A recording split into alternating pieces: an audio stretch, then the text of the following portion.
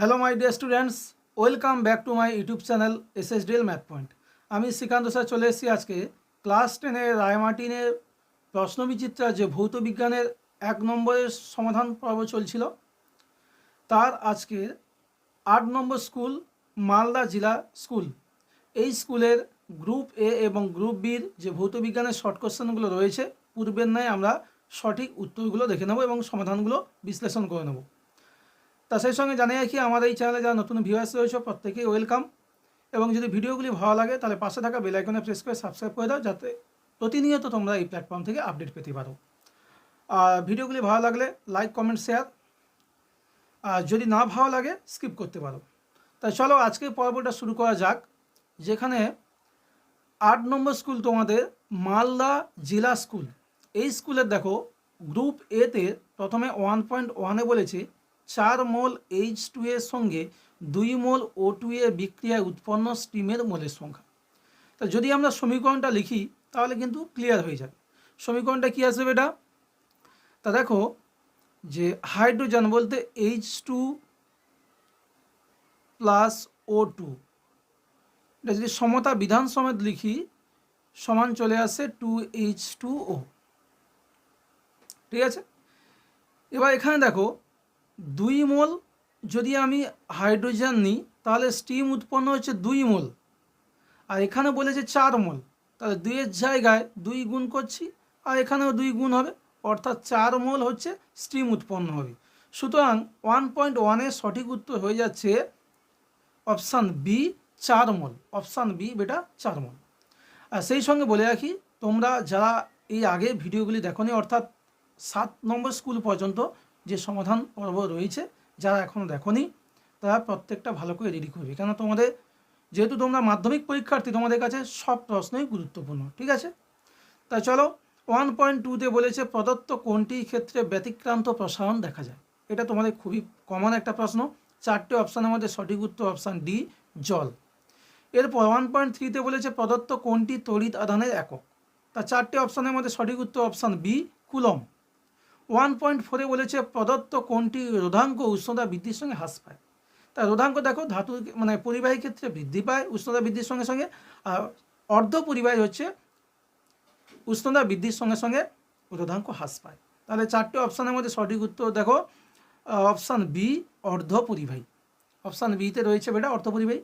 1.5-এ বলেছে তড়িৎ বিশ্লেষণের সময় ক্যাথোডে কোন প্রক্রিয়াটি ঘটে। ক্যাথোডে ক্যাটায়ন আসে এবং ইলেকট্রন গ্রহণ করে, সুতরাং অপশান বি সঠিক উত্তর হয়ে যাচ্ছে বিজারণ।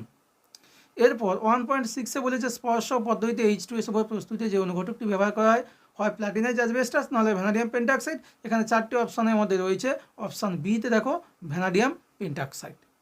এরপর 1.7-এ রয়েছে গ্যালভানাইজেশনের কাজে কোন ধাতুটি লাগে। তা গ্যালভানাইজেশন বলতে লোহার ওপর জিঙ্কের প্রলেপ। তা 4টে অপশানের মধ্যে দেখো এখানে গ্যালভানাইজেশনের জন্য অবশ্যই তোমার ধাতুটি লাগবে option C, zinc. Option C বেটা জিঙ্ক, কেন আমরা লোহার উপর জিঙ্কের প্রলেপ দিই। ঠিক আছে, এবং লোহাটাও প্রয়োজন হয়, তবে এক্ষেত্রে মূলত তোমাকে বুঝতে হবে কোন উদ্দেশ্যে বলেছে। গ্যালভানাইজেশনের কাজে কোন ধাতুটি লাগে, লোহার উপর জিঙ্ক ধাতুটা অবশ্যই লাগবে। তাই এবার আমরা গ্রুপ বির সলিউশনগুলো দেখে নেব। অবশ্যই তোমাদের বলবো, যদি তোমরা এই ভিডিও থেকে হেল্পফুল বলে মনে হয় তাহলে অবশ্যই কিন্তু একটা লাইক করো। লাইক একটা ইম্পর্টেন্ট ম্যাটার আমার কাছে। আর যেহেতু তোমরা কোনো রকম পেড ব্যাচ ছাড়া ফ্রিতে ভিডিওগুলি পাচ্ছ, যদি হেল্পফুল মনে হয় তাহলে অবশ্যই একটা লাইক করতে পারো। ঠিক আছে, এরপর গ্রুপ বিতে আমরা যাব। 2.1-এ বলেছে বিক্রিয়ক ও বিক্রিয়াজাত পদার্থ বলতে কী বোঝায়। তা বিক্রিয়ক বলতে আমি একটু ছোট করে লিখে দেবো। বিক্রিয়ক বলতে কাদের বলবো? যে সমস্ত পদার্থ রাসায়নিক বিক্রিয়ায় অংশগ্রহণ করে, কোনো রাসায়নিক বিক্রিয়ায়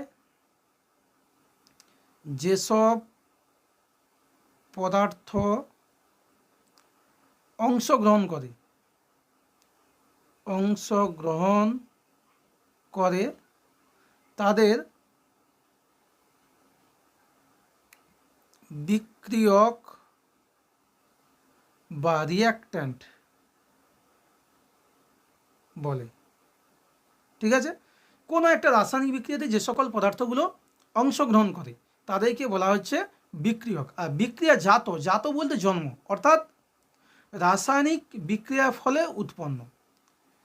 সেই সঙ্গে লিখতে পারি যে রাসায়নিক বিক্রিয়ায় উৎপন্ন পদার্থগুলিকে বিক্রিয়াজাত পদার্থ বলে। বিক্রিয়াজাত পদার্থ বলে। আমি একটা উদাহরণের সঙ্গে তোমাদের এই কনসেপ্টটা ক্লিয়ার করব। দেখো যে কার্বনের সঙ্গে অক্সিজেনের বিক্রিয়ায় কার্বন ডাইঅক্সাইড উৎপন্ন হয়। এই দুটো হচ্ছে কিন্তু বিক্রিয়ক, কার্বন আর অক্সিজেন। কেন? এরা বিক্রিয়া অংশগ্রহণ করছে, আর বিক্রিয়ার ফলে উৎপন্ন হচ্ছে কার্বন ডাইঅক্সাইড। এটা হয়ে যাচ্ছে বিক্রিয়াজাত পদার্থ। ঠিক আছে, এরপরে আমরা 2.1 অথবাতে যাব, গ্যাসের বাষ্প ঘনত্ব এবং আণবিক ভরের মধ্যে সম্পর্ক। দেখো এর সঠিক উত্তর হচ্ছে বাষ্প ঘনত্ব গুণিতক 2 সমান আণবিক ভর, অর্থাৎ D/2 সমান M, যেটাকে আমরা এইভাবে মনে রাখবো M সমান 2D। তাহলে বাষ্প ঘনত্বের সঙ্গে 2 গুণ করলে আমরা আণবিক ভর পাবো, অর্থাৎ M সমান 2D। এরপরে তরলে আপাত ও প্রকৃত প্রসারণ গুণাঙ্কের মধ্যে কোনটি তরলের নিজস্ব বৈশিষ্ট্য? এটা সঠিক উত্তর হয়ে যাচ্ছে প্রকৃত প্রসারণ গুণাঙ্ক সর্বদাই হচ্ছে তরলের নিজস্ব বৈশিষ্ট্য। 2.3-তে বলেছে তাপ পরিবাহিতাঙ্কে SI একক কি? SI একক হবে watt metre to the power -1 kelvin to the power -1। ঠিক আছে, এরপর 2.4-এ বলেছে 1 BOT সমান কত জুল? 1 BOT সমান 3.6 ইন্টু 10⁶ জুল। 3.6 into 10⁶ joule. এরপর 2.5-এ বায়োলো চক্রে কি এসি চলে? অবশ্যই সঠিক উত্তর হবে বায়োলো চক্রে এসি চলে না। উত্তরটা হবে বেটা না। উত্তরটা কি আসবে? না। কেন? ডিসি চলে। এসি হলে চক্রে ঘূর্ণন হবে না, কম্পন হবে। ঠিক আছে, অথবা প্রশ্নে বৈদ্যুতিক বাল্বের রেটিং 220 ভোল্ট 100 ওয়াট এর অর্থ কী? তা দেখো এখানে উত্তরটা লিখব যে 220 ভোল্ট ও 100 ওয়াটের অর্থ বৈদ্যুতিক বাল্বের রেটিং 220 ভোল্ট 100 ওয়াট এর অর্থ হলো বাল্বটিকে 220 ভোল্ট বিভব প্রভেদ বিশিষ্ট বৈদ্যুতিক লাইনের সঙ্গে যুক্ত করা হলে বাল্বটি সর্বাধিক উজ্জ্বলতা নিয়ে জ্বলতে থাকবে এবং এমতাবস্থায় প্রতি সেকেন্ডে 100 জুল তড়িৎ শক্তি ব্যয় করবে। উত্তরটা আশা করি বোঝা গেল। কি বলেছে যে একটি বৈদ্যুতিক বাল্বের গায়ে 220 ভোল্ট 100 ওয়াট এ লেখার অর্থ হচ্ছে বাল্বটিকে 220 ভোল্ট বিভব প্রভেদ বিশিষ্ট কোনো একটি বৈদ্যুতিক লাইনের সঙ্গে যুক্ত করলে বাল্বটি তার সর্বাধিক বা সর্বাপেক্ষা উজ্জ্বলতা নিয়ে জ্বলতে থাকবে এবং মতো অবস্থায় প্রতি সেকেন্ডে 100 জুল, 100 ওয়াট লেখা আছে না, ওয়াট বলতে জুল পার সেকেন্ড, তাহলে প্রতি সেকেন্ডে 100 জুল তড়িৎ শক্তি খরচ করবে বা ব্যয় করবে।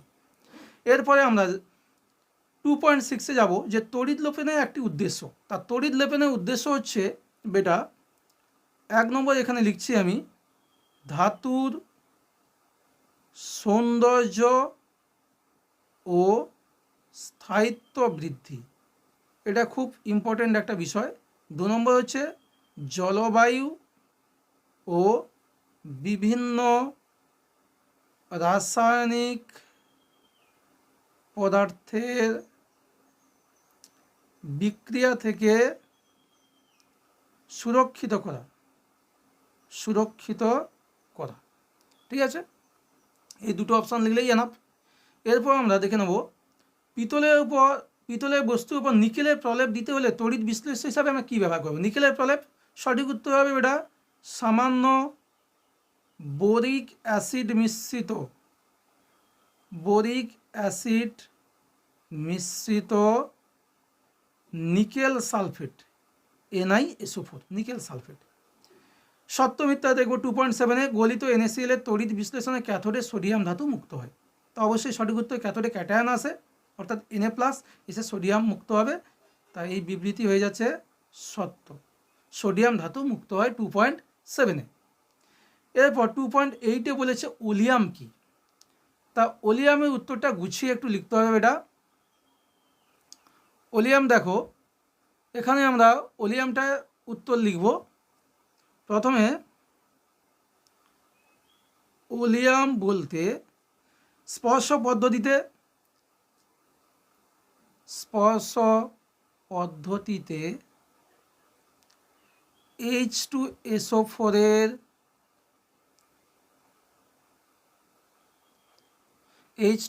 এর প্রস্তুতির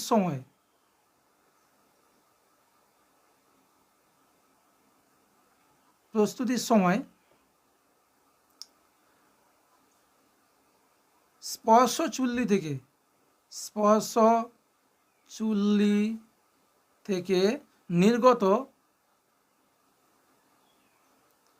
SO3 গ্যাসকে ঠান্ডা করে শোষক স্তম্ভে 98% গাঢ় সালফিউরিক অ্যাসিড অর্থাৎ H2SO4 দ্বারা শোষিত করলে যে ধূমায়মান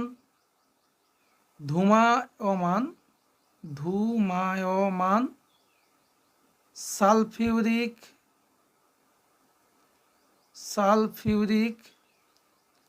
অ্যাসিড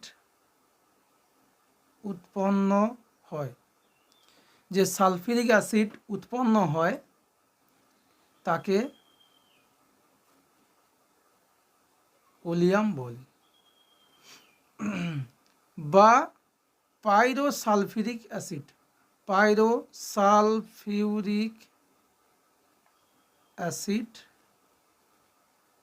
বলে। ঠিক আছে, তাহলে কি বলা হচ্ছে যে স্পর্শ পদ্ধতিতে H2SO4 প্রস্তুতির সময় স্পর্শ চুল্লি থেকে যে নির্গত হয় SO3 গ্যাস তাকে ঠান্ডা করে শোষক স্তম্ভে 98% গাঢ় H2SO4 দ্বারা শোষিত করলে যে ধূমায়মান সালফিউরিক অ্যাসিড বা পাইরোসালফিউরিক অ্যাসিড উৎপন্ন হয় তাকে ওলিয়াম বলা হয়। তা কীভাবে তৈরি হয় দেখো, SO3 রয়েছে, তার সঙ্গে যোগ করা হয় 98% গাঢ় H2SO4, সেখান থেকে তৈরি হয় H2S2O7। এটাই হচ্ছে ওলিয়ামের রাসায়নিক সংকেত। আর সেই সঙ্গে বলে রাখি 100% ওলিয়ামকে সালফান বলে, এটাও ভেরি ভেরি ইম্পর্টেন্ট একটা কোশ্চেন, সালফান বলে। এবার আসছি আমরা 2.9-এ একেবারে শেষ প্রশ্নে, তামা ও দস্তা সমন্বিত একটি সংকর ধাতু, তামা ও দস্তা। তার সঠিক উত্তর হয়ে যাচ্ছে বেটা পিতল। সঠিক উত্তর হয়ে যাচ্ছে পিতল, যেখানে কপার থাকছে 70% আর জিঙ্ক থাকছে 30%। জিঙ্ক বলে দস্তা, তাহলে তামা ও দস্তা সমন্বিত একটি সংকর ধাতু হলো পিতল ও দস্তা। সেটা মিলে হচ্ছে 70% আর 30%, 70% হচ্ছে কপার আর 30% হচ্ছে জিঙ্ক, মিলে পিতল তৈরি হয়। তা স্টুডেন্টস, তাই পাবে আজকে আমরা গ্রুপ 8 নম্বর স্কুলের গ্রুপ এ এবং গ্রুপ বির প্রশ্নগুলো সঠিক এবং ডিটেল সমাধান পেলাম। আশা করি ভিডিওটি তোমাদের কাছে খুব হেল্পফুল হয়ে উঠবে। তা চলো আজকে পর্বটা আমি এখানে শেষ করছি। Thanks for watching, tata.